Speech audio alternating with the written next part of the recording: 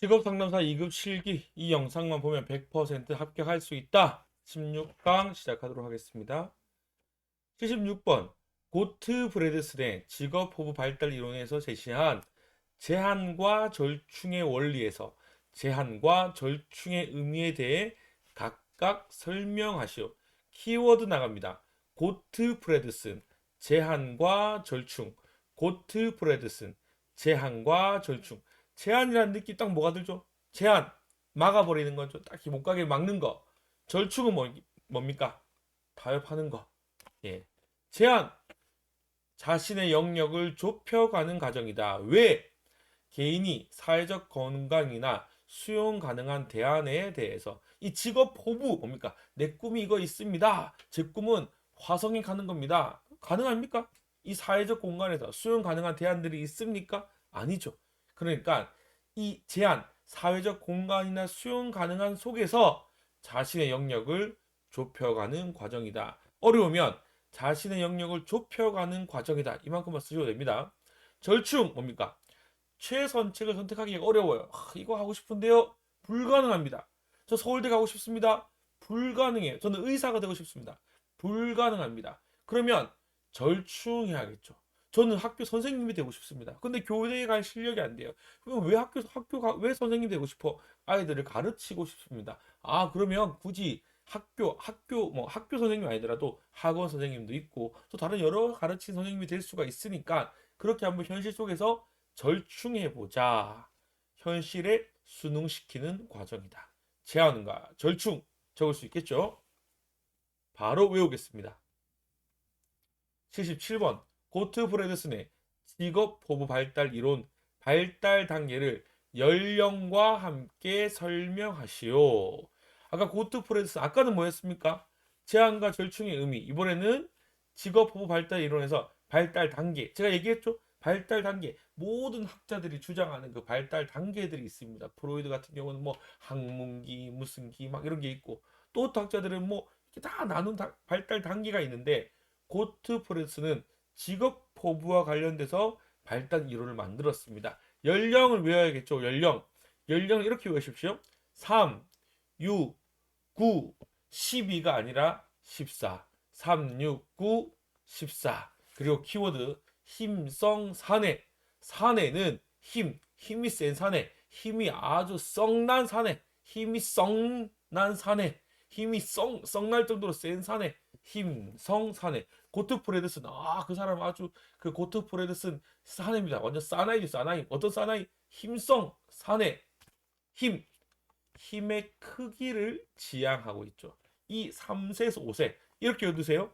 제 마우스 따라오시면서요. 3, 6, 9, 14. 3, 6, 9, 10이 아니고요. 3, 6, 9, 14. 그러면 3에서 몇 세입니까? 6 밑에니까 5죠. 6에서 몇 세? 9 밑이니까 8.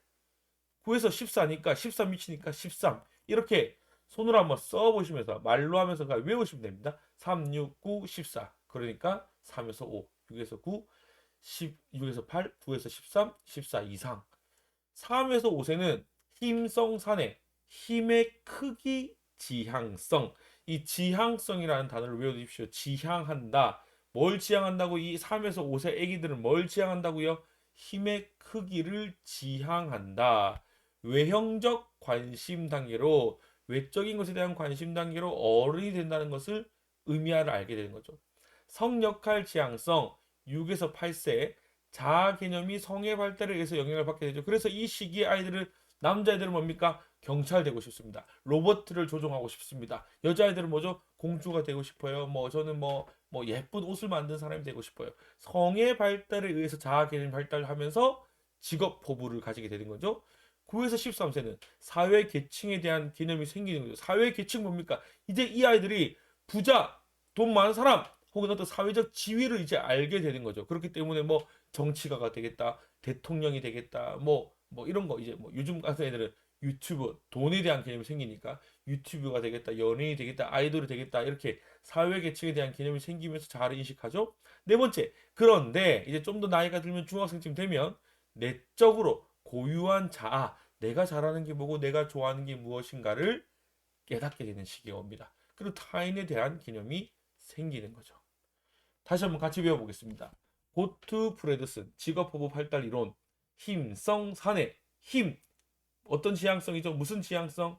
힘의 지향성. 성역할 지향성.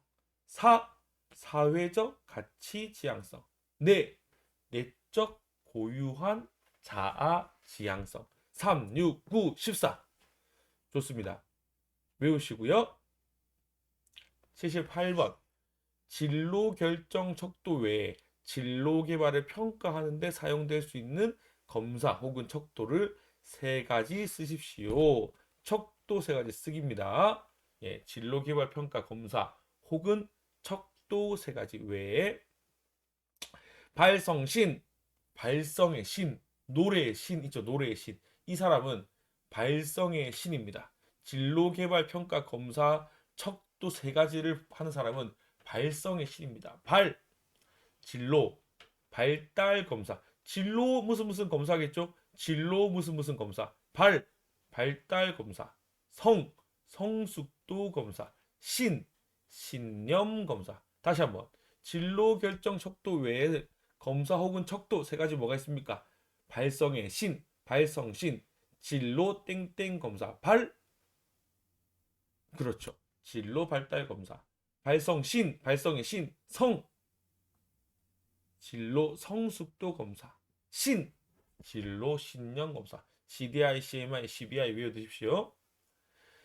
79번. 사회학습 이론에서 크롬볼추의 진로 선택에 영향을 주는 요인 4가지만 쓰고 설명하시오.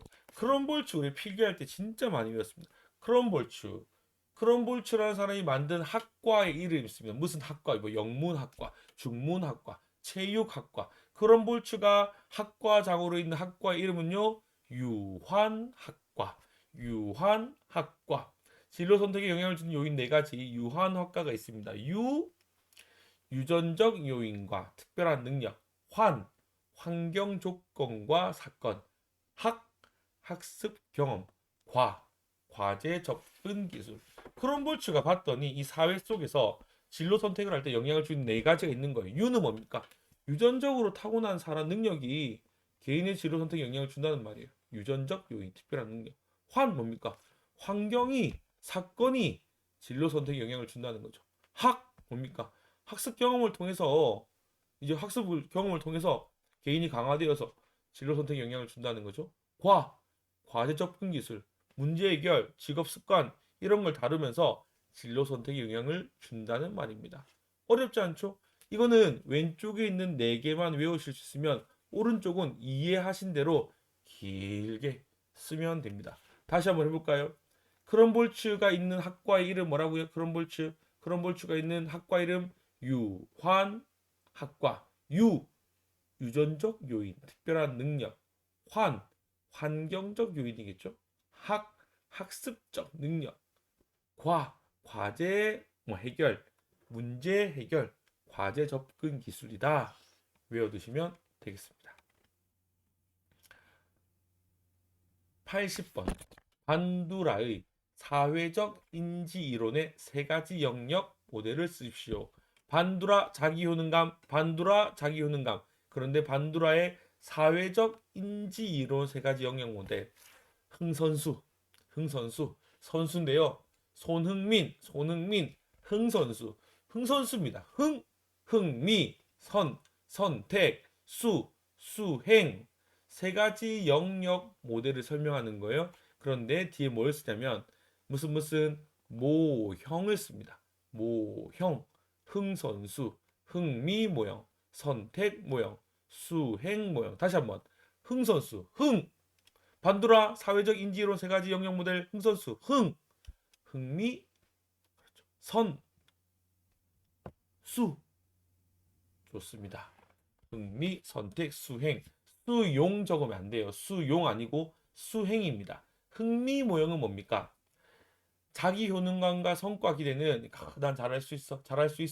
그리고 나는 이걸 분명히 해낼 거야. 이번에 해내면 이렇게 되겠지.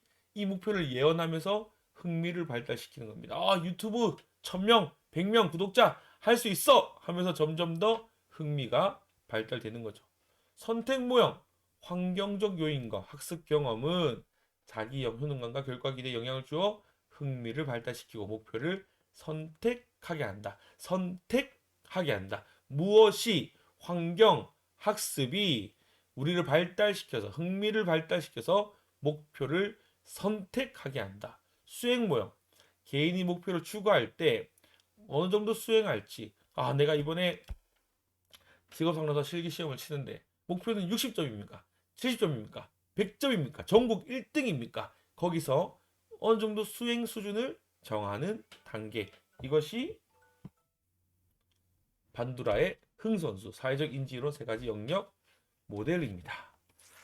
네, 지금 80번까지 왔습니다. 정말 정말 대단하십니다. 제가 한 200번 정도까지 지금 가볼까 생각하고 있는 중인데요. 이까지 따라오셨다라면 이미 뭡니까? 여러분은 거의 50%는 붙은 거나 마찬가지입니다. 항상 중요한 것은 듣는 게 아니라 뭐라 그랬죠? 강의를 듣는 게 아니라 외우는 겁니다.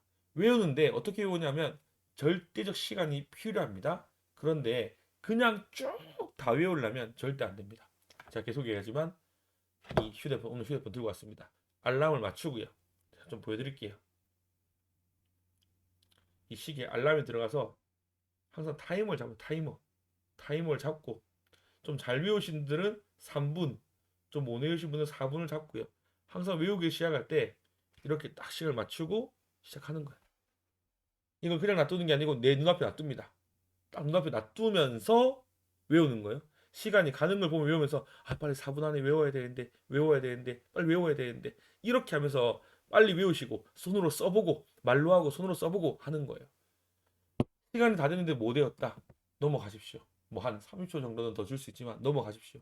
그렇게 강의를 듣고 1번 문제를 듣고 외우고 듣고 외우고 제 강의가 한 15분 정도 되잖아요.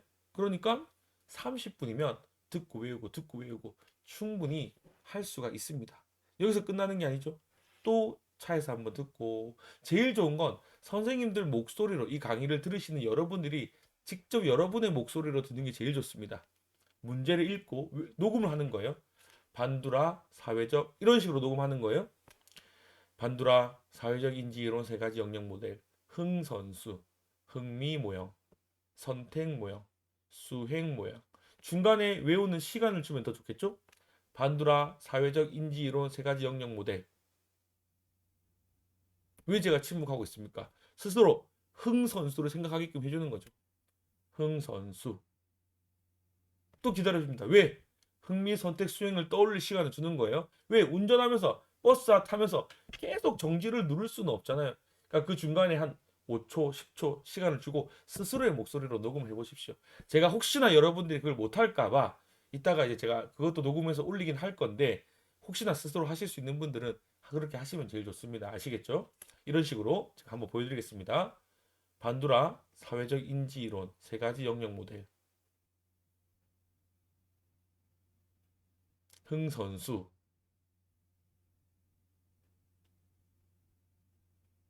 흥미 모형, 선택 모형, 수행 모형. 이렇게 키워드만 외우는 거예요. 이렇게 자기 목소리를 녹음해줘도 좋고 아니면 제가 좀 이따가 녹음해서 올릴 테니까 제 걸 계속 들으셔도 좋고요. 어쨌든 공부하는 시간과 열정이 제일 중요합니다. 오늘도 내가 하루 오늘 5개의 문제는 꼭 외우고 자겠다. 이렇게 열심히 하시면 좋을 것 같습니다. 감사합니다.